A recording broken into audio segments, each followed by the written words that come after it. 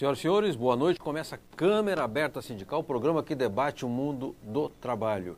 Hoje, naturalmente, fazemos o programa ao vivo. Toda quarta-feira, em regra, né, o programa é feito ao vivo, com 3 ou 4 convidados das mais variadas entidades sindicais ou entidades ligadas ao mundo do trabalho. Então, hoje temos aqui pessoas de 2 centrais sindicais, um assessor da CUT, que é o Marcos Tresmonde, que me dizia antes do programa começar que ele é professor e é professor geólogo, né? E também temos aqui o Carlos Alberto Pereira, o Pereira da CGTB, que é economista de formação, e o Silvestre Prado, que é o coordenador de relações sindicais do DIEESE. E hoje nós vamos falar de muitos assuntos do sindicalismo, né, do mundo do trabalho, mas especialmente da CONCLAT, porque há um ano atrás, numa manhã muito fria, garoenta, no Pacaembu, eu estava lá, e cobrindo a Conferência Nacional da Classe Trabalhadora, a segunda, né, que a primeira foi em 81, ainda na ditadura, e a segunda já sob o governo Lula, um governo de trabalhadores, um governo dirigido por um ex-metalúrgico, né? E houve lá uma CONCLAT com cerca de 30 mil pessoas, sindicalistas, ativistas de 4.500 entidades. Eu quero recordar aos telespectadores que nos acompanham que a TV comunitária cobriu o evento na íntegra. E nós até editamos depois um programa em 1 hora e passamos aqui 2 ou 3 vezes um Câmara Aberta especial sobre a CONCLAT.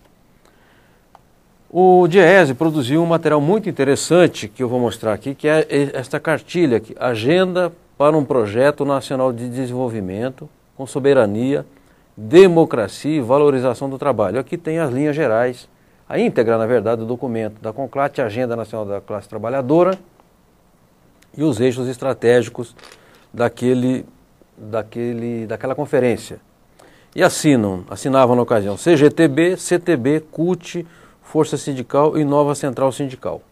Vocês vão observar que a OGT não consta aqui, porque a OGT não participou da CONCLAT, mas depois se incorporou na entrega do documento para Dilma, que houve na Casa de Portugal, acho que em setembro, e depois no segundo turno, no comício em São Miguel Paulista, a OGT lá esteve e também participou com as demais centrais. Portanto, eu considero que a OGT hoje faz parte também da CONCLAT, porque ela, digamos, assumiu aquelas resoluções, aqueles documentos emanados de uma grande, extraordinária plenária no Pacaembu.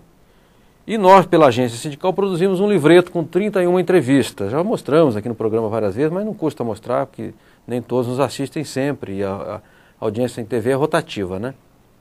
Câmara Aberta Sindical Especial, Conferência Nacional da Classe Trabalhadora, e aí tem 31 entrevistas, inclusive entrevistas com Hugo Pérez, que foi, digamos, praticamente o coordenador da primeira CONCLAT, com o Antônio Rogério Magri, que era sindicalista na época, o Luizão da CUT, que era dirigente químico na época, também com a Irundina, deputada, grande deputada, que naquela ocasião era sindicalista, né? Então ela foi lá na CONCLAT na condição de sindicalista na época, e deu um depoimento muito bonito sobre aquele evento que estava acontecendo há um ano atrás no Pacaembu.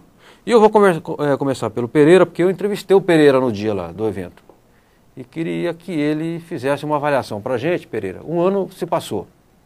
Valeu a pena fazer a CONCLAT? Primeira pergunta. Segundo, quais são os frutos efetivos daquela grande conferência? Bom, em primeiro lugar, boa noite. Minhas amigas, meus amigos, meus companheiros que estão aqui, agradecer o convite para que a gente possa colocar um pouco do como é que a gente vê essa questão. Gostaria de antes dizer que foi o maior evento de trabalhadores da história do movimento sindical, né? Nós ali naquele momento conseguimos numa hora importantíssima para os trabalhadores, pré-eleitoral, onde havia uma disputa eleitoral se continuavam as mudanças acontecidas com o governo Lula ou se voltávamos com a nossa visão, se tínhamos um retrocesso. E então nós conseguimos fazer o maior movimento unitário de trabalhadores de nossa história e aprovar um programa comum, um programa de desenvolvimento, né, onde a gente colocou questões fundamentais que, de certa maneira, têm guiado, têm iluminado a ação das centrais sindicais.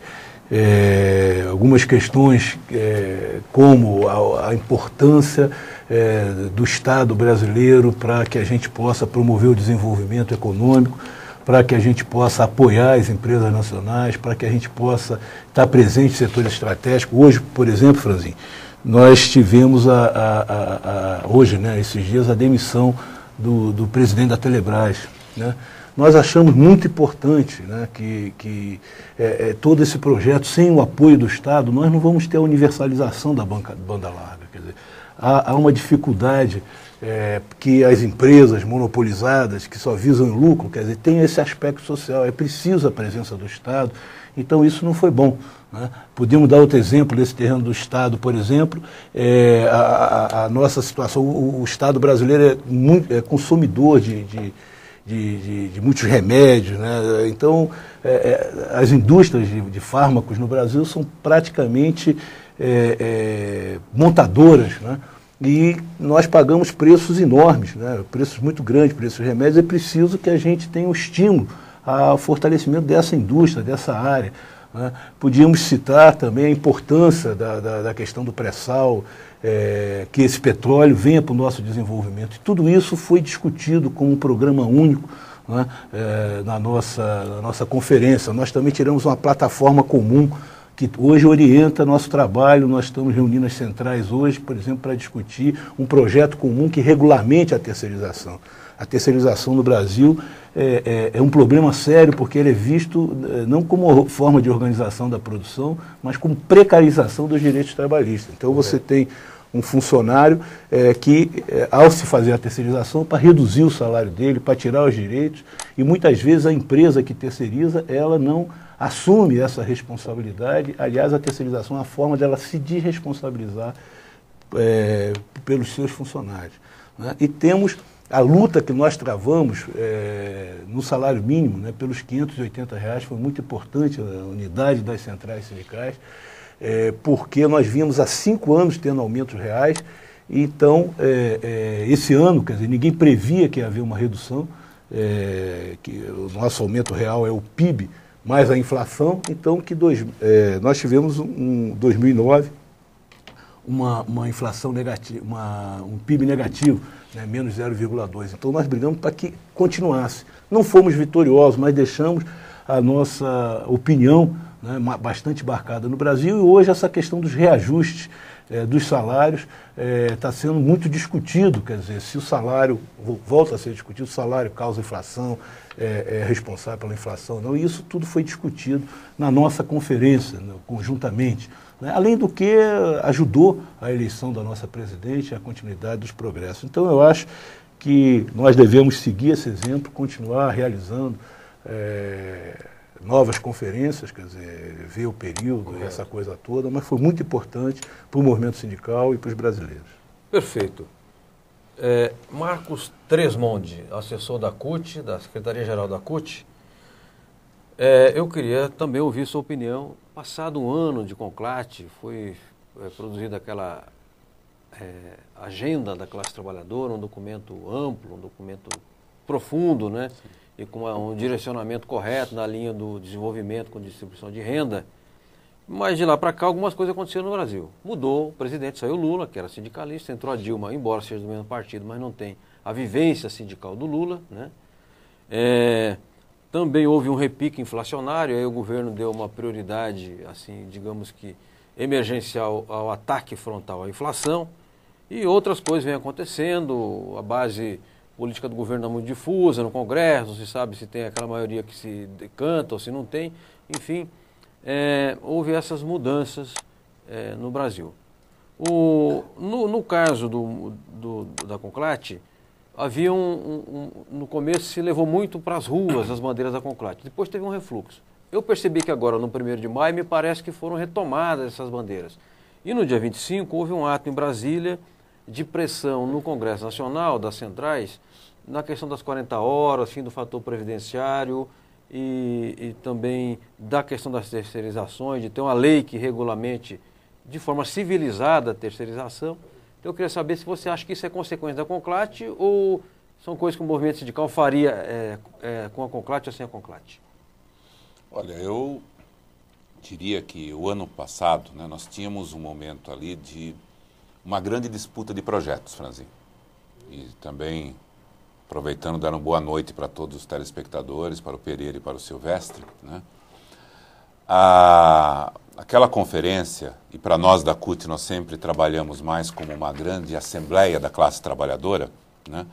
Nós estávamos ali num momento claramente demarcado de uma grande disputa de projetos, né? Os rumos do país, os rumos da nação, os rumos do nosso desenvolvimento estava em jogo, estava em disputa, e ali foi um momento que as centrais sindicais unificadas apresentaram um conjunto de propostas, um conjunto de reivindicações no sentido da continuidade das mudanças, e que nós, felizmente, conseguimos uma grande vitória com a derrota do projeto neoliberal representado pela candidatura tucana e a vitória da Dilma, né?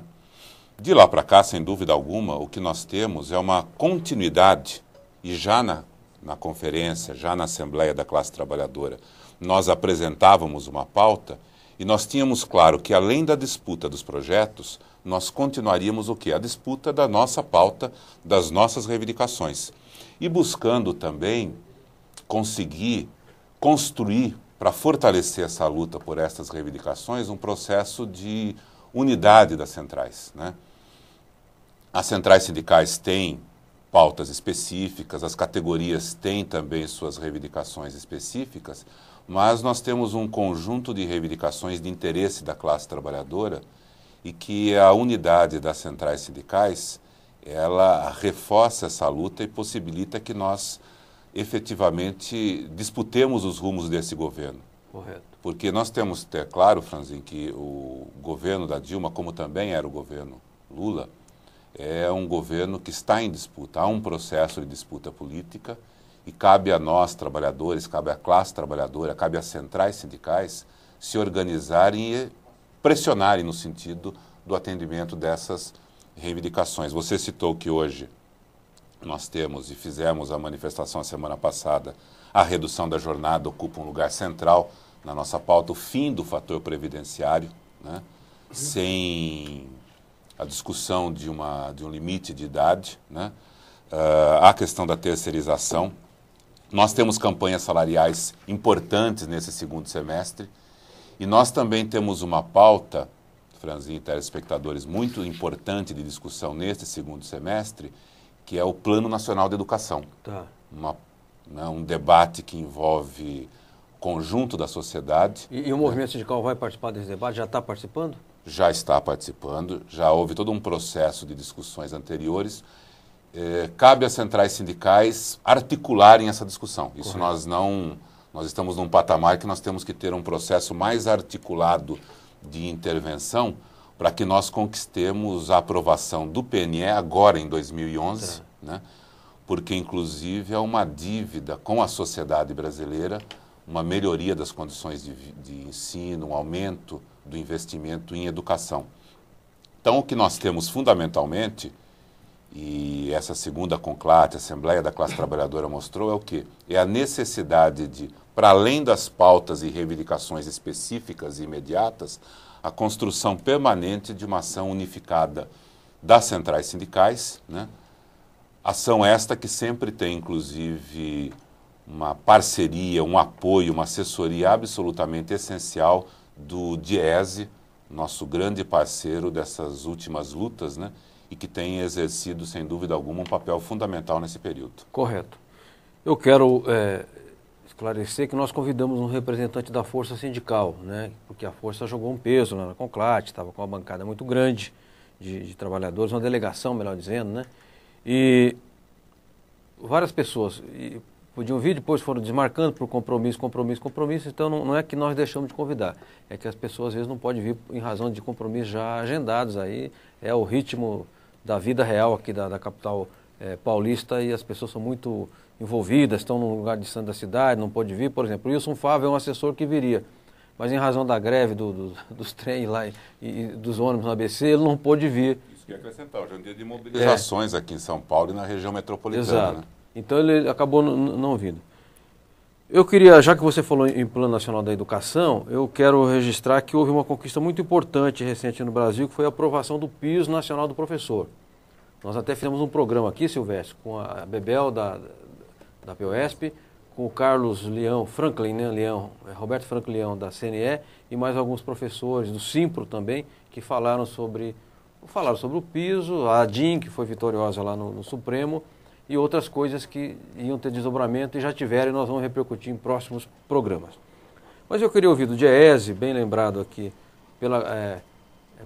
pelo papel importante de apoio e assessoramento ao movimento sindical permanentemente, há mais de 50 anos, e especialmente nas campanhas salariais.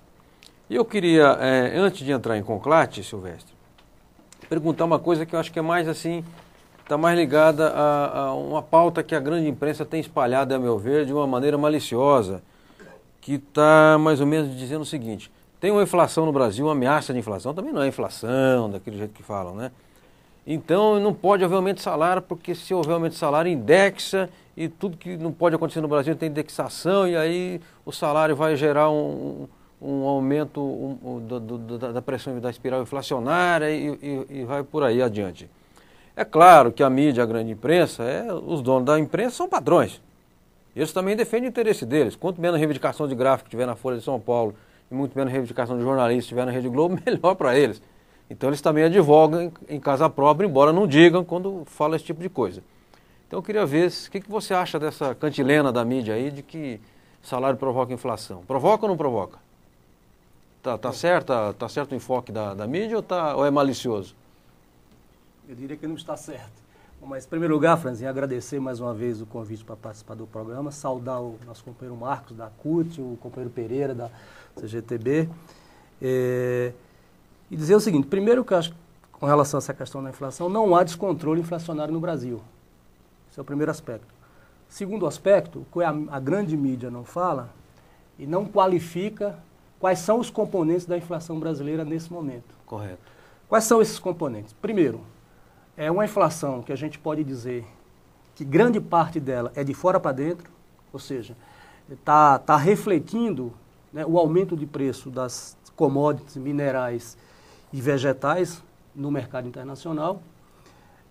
E terceiro, há uma coisa que é extremamente positiva, que foi a melhoria da distribuição de renda que houve no Brasil e, portanto, na questão dos salários, que o segmento de serviços, que é o segmento que mais, do ponto de vista interno, pressionou a inflação, em razão também da melhora do padrão salarial desses segmentos. Então, vou dar um exemplo. Por que não a melhoria do padrão de ganhos do cabeleireiro, da manicure, do emprego doméstico e assim por diante? Correto.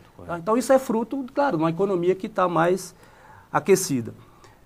Um terceiro aspecto em relação à inflação, eu quero dizer o seguinte: essa cantilena aqui, o salário é inflacionário, só para mostrar para o telespectador, o ano passado, 2010, pelo levantamento que o Diese faz, desde 1996, foi o ano onde você teve as melhores negociações salariais no Brasil. Com ganhos reais. Com ganhos reais. Nós tivemos daquele painel, daquele conjunto de negociações que o Diese acompanha, cerca de 700 negociações ano, das mais diversas categorias e setores de atividade econômica. Muito bem, foi o melhor ano. Agora, sabe qual foi o ganho real médio daquelas categorias, daqueles acordos, daquelas negociações que tiveram ganhos reais? O ganho real médio foi inferior a 2%. Certo. Né? E agora, então, e a produtividade? Não. A produtividade da economia... Foi 2%, não, 20%? Não, nós não temos, infelizmente, um indicador geral. Um indicador geral. Nós podemos tomar como referência da produtividade da economia o crescimento do PIB, né, que foi 7,5%. Se você considerar que o PIB cresceu 7,5%, o ganho real médio das categorias foi inferior a 2%. Portanto, cerca de 1/4 do crescimento da economia.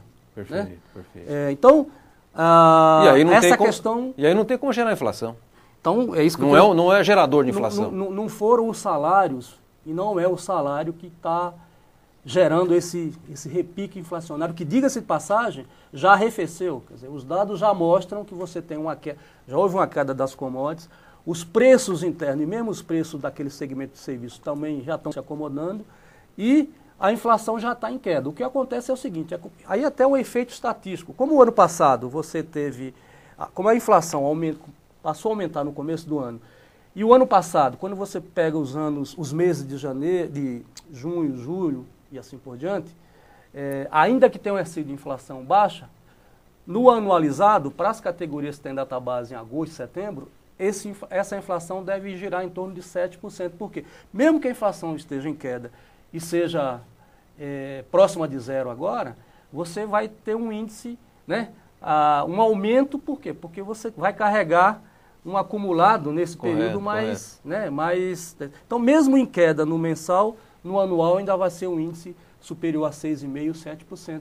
E que coincide exatamente com as categorias que têm database nesse período, que são as categorias tidas mais, digamos assim, mais, de certa forma, referência, né? Porque são grandes categorias. Com maior poder de pressão. Com maior poder de pressão, como metalúrgicos, bancários, químicos, petroleiros, etc, etc. Então, perfeito. Por isso que também você tem os holofotes voltados para esse período, para essas categorias. Mas não vejo que não tem esse controle inflacionário e os salários também não estão pressionando a inflação. Quando é que os salários poderiam pressionar a inflação? Se você tivesse os ganhos reais de salários se fossem superiores à produtividade, que não há evidência disso, ainda que possa haver, muito localizadamente, um setor que tenha crescido mais. Tá. Né? Mas não acho que os salários estejam pressionando a inflação.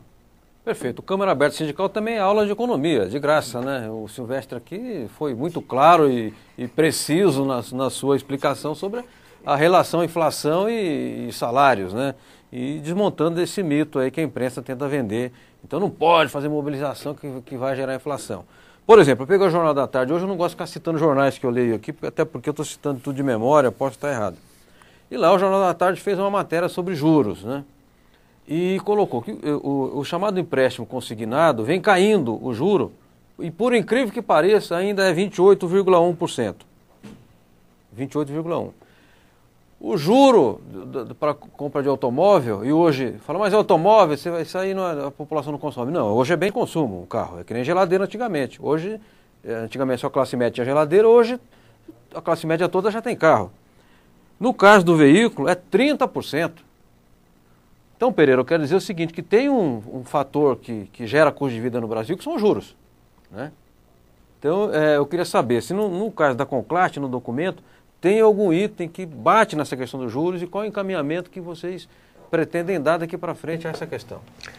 A lógica, né? A lógica neoliberal, a lógica financeirista, vamos chamar assim, de que a maneira de você enfrentar a inflação é através do aumento de juros, quer dizer, me parece um negócio extremamente tendencioso.